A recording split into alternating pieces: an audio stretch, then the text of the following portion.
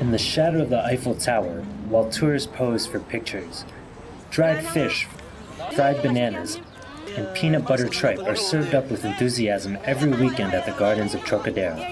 This place is very very well known in Paris because of all the places, this is the place where you can find lots of Filipino. I am here since 30 years and this place is here already. Yes, so this has been happening for 30 years? Yes, maybe more because Paris, the world's #1 tourist destination, is also a destination for Filipino immigrants. But why do they come here? Here, my work, Yeah. domestic helper. Yeah. Domestic helper. In France, femme de ménage. It's just like a housekeeper, like that, babysitting, like that. I'm working like a babysitter, cleaning the house, everything, cooking. Even Cora and Fred, the owners of one of the 3 Filipino food marts at Place de Victor Hugo, were once domestic workers. In Philippines, you have the maid, and here you are the maid. I feel like sorry for myself, but I need to do it to survive. But later on, you will be happy because you're earning good. Many Filipinos here relied on travel agencies for tourist visas to France, paying $500,000 pesos, equal to $11,500 US. Others came by way of Saudi Arabia, where they worked as housekeepers and managed to escape while their employers vacationed in France. Yeah, I worked in Riyadh before. I came here alone with my passport. Okay. So, that's the time I go out with my employer, but without anything bringing with me. Only my clothes and whatever. For their nothing.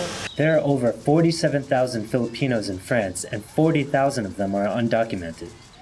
They must stay for at least 10 years in order to gain legal residency, but during that time, they live precariously. Rosita Tepang, who stopped in at the store for a taste of home, recalls trouble with her first employer. She's hurting me last time. She pushed me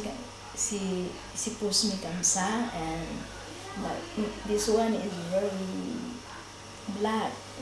Yes, but I decided not to talk to the police. I don't like because normally I have 1 year only, and that time I cannot speak well. It's very hard to work here, very far to your family. And that time I like to go home, but I think my family. How about my family? They have no good future.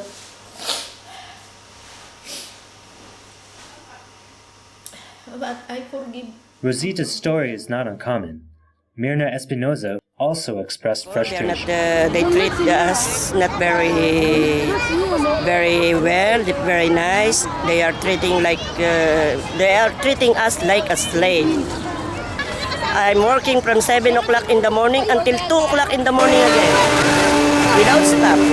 Some employer here, they are not nice. They are very bad character and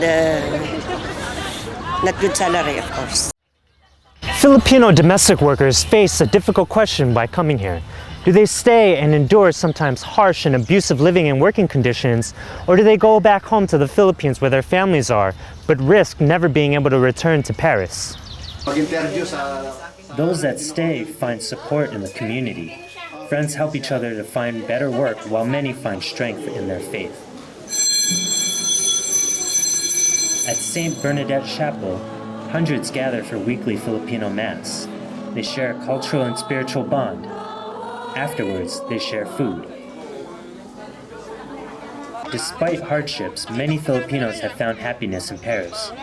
Though they continue to support their families abroad, many have laid roots here, forming a new family with each other. But because my children were all here, my grandchildren, I prefer to stay in Paris. And so you like Paris? Yes, I like Paris very much. At Trocadero, Filipinos gather without fail when the weather permits. and together they stay. Brian Redondo, AAP 7 News.